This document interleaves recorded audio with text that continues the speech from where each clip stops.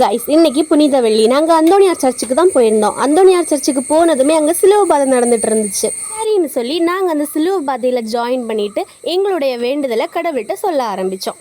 அதுக்கப்புறம் என்ன, அங்கே கஞ்சி ஸ்பெஷல் அப்படின்னு சொல்லியிருந்தாங்க. சரி, அப்படியே நம்மளும் கஞ்சியை குடிச்சிட்டு போகலாம் அப்படின்னு சொல்லிட்டு போனதுக்கு அப்புறம் தான் தெரிஞ்சுது இங்கே பிளேட் வாங்குறதுக்கு இவ்வளவு கூட்டம் அப்படின்னு. நாங்களும் எப்படியாவது பிளேட் வாங்கி ஆகணும் அப்படின்னு சொல்லிட்டு 1 மணிக்கூர் கிட்டத்தட்ட வெயிட் பண்ணி நின்னோம் காய்ஸ். சரி, இனி கஞ்சி வாங்கி குடிக்கலாம் அப்படின்னு சொல்லிட்டு கஞ்சி வாங்க போனால் அங்கேயும் ஒரு பெரிய கூட்டம். எங்களுக்கு கஞ்சி கிடைச்ச பாடில்லை. போராட்டங்களுக்கு இடையில நமக்கு இந்த கஞ்சி வேணுமா அப்படின்னு தோணும்.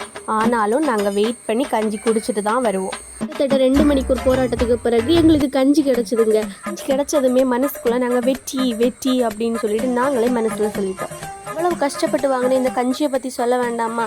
கஞ்சி ரொம்பவே டேஸ்ட்டாக இருந்து எங்களுக்கும் ஹாப்பியாக இருந்து. நீங்கள் கண்டிப்பாக இங்கே வந்தீங்க அப்படின்னா இந்த கஞ்சியை பண்ணிடாதீங்க.